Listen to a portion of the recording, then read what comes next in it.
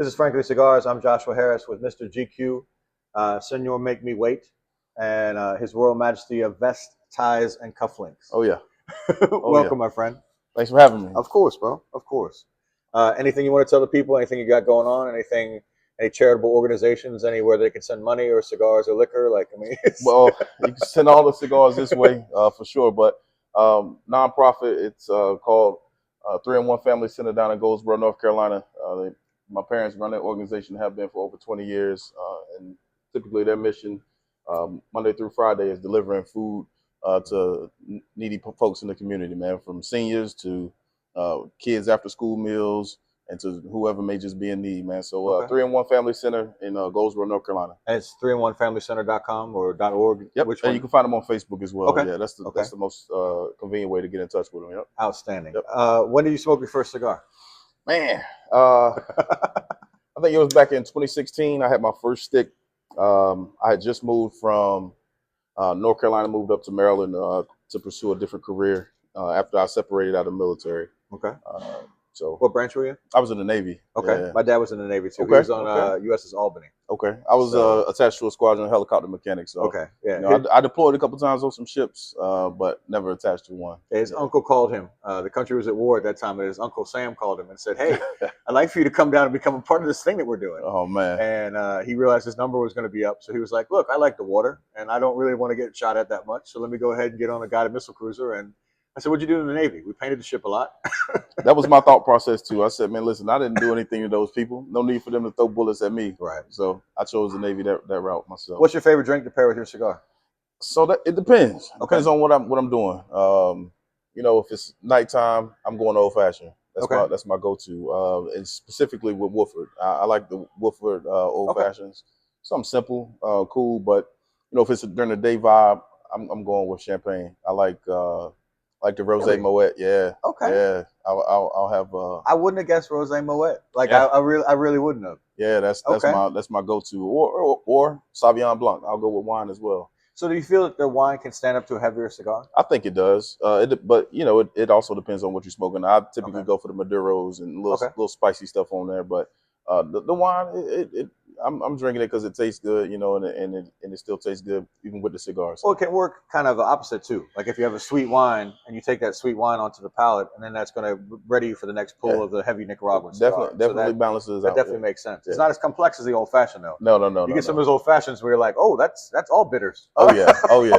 It depends on where you're going, but they got a pretty good one here. So well, we're at 1865 cigars, seafood, and steak. I say it backwards because I think the cigar should be first.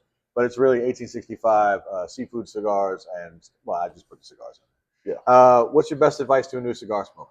Oh man, so I'll say this: find out what it is that you like. Be a sponge. Everybody's gonna have their own suggestions, but there's a lot of bad information out there. There is. That's why I say be a sponge. There's a lot of bad information. Be a sponge. Soak it all in, and let go of the stuff that doesn't make sense to you or your palate. You know. Speaking of letting stuff go, what's the biggest unwritten cigar rule violation that you dislike? Man, you thought about this question a lot, didn't you? I did. I did. I like to smell good. Okay. A lot of folks don't like to smell cologne in a cigar lounge. Okay. But I'm telling you right now, if you see me out at a cigar lounge and you come and smell me, you will know that I do smell good because I'm going to spray my cologne on regardless. Now, cologne or oil? I do a little bit of both sometimes. It depends on the situation. Now, if I'm going to a cigar lounge, I'll throw the oil on too to make sure it sticks, so that everybody can smell it. I had one of my best experiences at a cigar lounge. Just happened to be standing at the bar ordering an old fashioned at the moment. And this lady, probably 6 feet away, she said, "Excuse me, what is that you're wearing?" And I said, "Well, you know, it's Oud Satin Mood, MFK. Shout out to MFK. Yeah, MFK. That thing right there is a sticky one, man. It'll stick to you. So, but yeah, man, I'm going to smell good regardless. Because I've gotten in trouble before for the oil handshake. And what I mean by that is I'll go dap somebody up, and then I'm like, all right, well, and then you go home, and you smell like that oil. There you go. And if it happens to be like jupe or something like that, that could be like kind of, oh, who you hugging up on? Yeah. No. It wasn't me. It wasn't me. Yeah. I can see how that might get you in trouble. I can see how that might get you in trouble. What's the moment you felt like a real cigar smoker?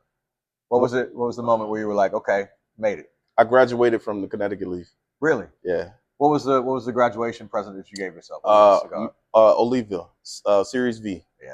That's my box press torpedo. Okay. Yeah, That's the go-to. That used to be my go-to. I changed Okay. to something else now. Yep. Well, speaking of that, what was the last cigar that surprised you? Tabernacle. Which one? Man, Havana Seed or the broadleaf? it was the broadleaf. Yeah.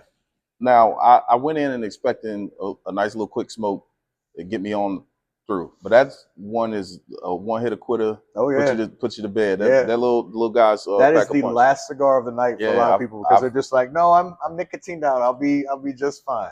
But the balance to it is incredible too, because it has that kind of the role of the tobacco at the end. Mm-hmm. When we interviewed Ricky Rodriguez from West Tampa, he said you chew on the tobacco. You take the tobacco in your mouth and just kind of roll it around and get it on all sides of the tongue and everything else. And I used to tell people, I told you that before, pick up your tongue and let those kind of taste buds be involved on the other side. But that Tabernacle is such an amazingly balanced cigar as well. It doesn't have like a huge heavy bite that just like knocks you in your teeth. But when you're done smoking, you're like, all right, no, I'm good. Yeah, that was definitely the end of the night. Right. Yeah, for sure. I learned that lesson with the first one. Is that the favorite cigar? No. My favorite cigar is Aging Room, box press torpedo. Yep, the Orange Band Cigar of the Year 2019. So do you know the lineage behind that story? No, sure. So it has brass knuckles on it because they were having a problem. The Aging Room company was having cigars stolen. Oh wow! So they went into town in this little town in Nicaragua, and they hired the big heavy in the town with his brass knuckles and his knife to come in and figure out who was stealing cigars. Wow! It was him.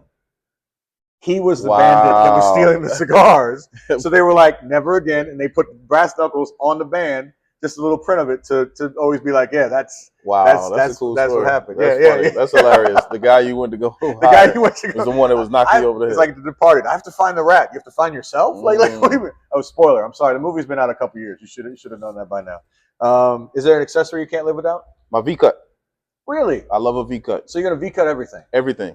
I'll V-cut a rounded end, a torpedo, doesn't matter. It's V-cut. Do you ever get into where somebody has cut a cigar for you and it's a straight cut? Does that feel odd in your mouth? Is it not a similar? I typically don't allow anybody to cut the cigar for me. Okay. Yeah. Right. That's my job. We put that on biggest cigar violations. We'll go back and edit it in. Yeah. Nobody cuts your cigar. No, don't cut my cigar, and I can light my own. I pick my own problems. You know. What's the biggest fashion accessory that you can't live without? You have to walk out the house with what?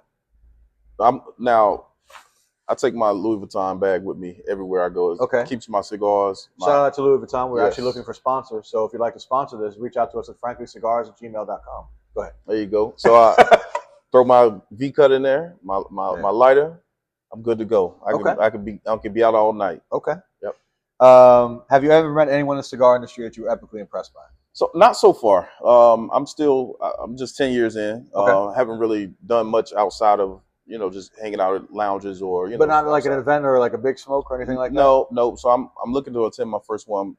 Headed down to Orlando for a cigar. It is overwhelming. Yeah. It is absolutely epic and overwhelming because to see these people who you've smoked their product and you know a little bit of their story and everything else, and then to actually see them in the flesh is kind of like, okay. And some of them are great. Yeah, and some of them are like, oh, you should never meet your heroes. Yeah. Okay. All right.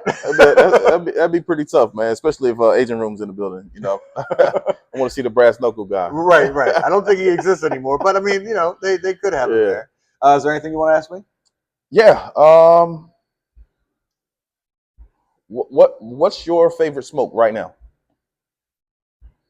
So the obvious answer is the cigar that I'm smoking right now. Okay. Because I believe a lot that picking the cigar goes into a whole myriad of things. What are you drinking with it? What did you have to eat before?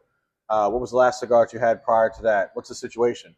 Because my car smoke is going to be different from my lounge smoke. Yeah. And my at-home on the porch cigar is completely different from both of those smokes. Oh, yeah.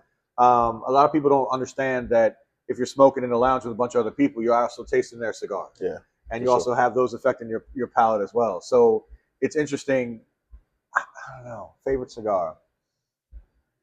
My first cigar, believe it or not, my first hand-rolled cigar was a Padron 4000. Okay. So the Padron series has always had an amazing kind of lineage hold on my palate. Yeah, they got some good ones. And the dependability of, okay, this tastes like this, and it tastes like this, and it tastes like this. But, AJ Fernandez makes an amazing cigar. A lot of Matt Booth stuff I love. Caldwell, Foundation. Oliva, West Tampa, ATL. Like Yeah. they all have a cigar where I'm like, I have that go-to cigar because I was in the retail space for so long that I can kind of fine tune. You come into the shop and you say, okay, I need a mild cigar, but I want it to have X and Y. I know exactly what that cigar is. Oh yeah. Oh yeah. So I can do that for my own self and for my own palate. And so that is an amazing ability to have. But I don't favorite cigar. That's crazy. Um, yeah, I'm gonna have to go with the cigar I'm smoking right now, just because I feel like that my palate is so wide and varied. I can appreciate Connecticut. And when you Okay. said graduate from a Connecticut, I was like, oh, but sometimes I love those Connecticut. Sometimes like first thing in the morning, like you're like, oh, let me go ahead and grab a Yeah, I smoke. can I don't see want that. that heavy, that heavy hitter.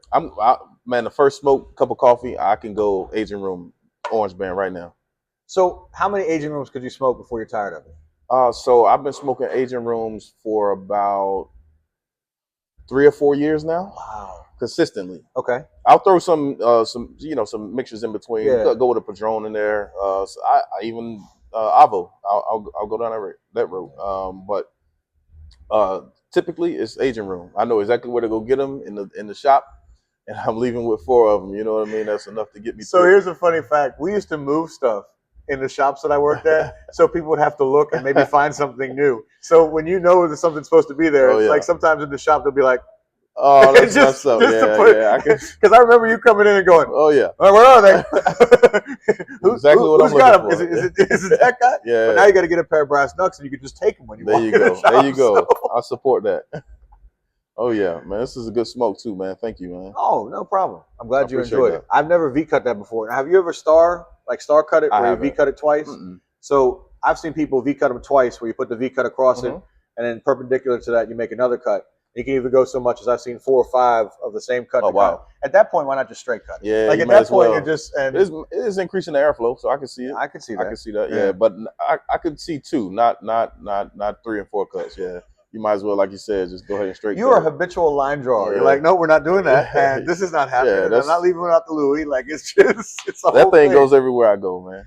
Yeah. Well, I appreciate you bringing it today, and I appreciate you Yeah, bringing yourself, for man. sure. This has been Frankly Cigars. Oh yeah, I'm Joshua Harris, and this is Mr. GQ. you got it.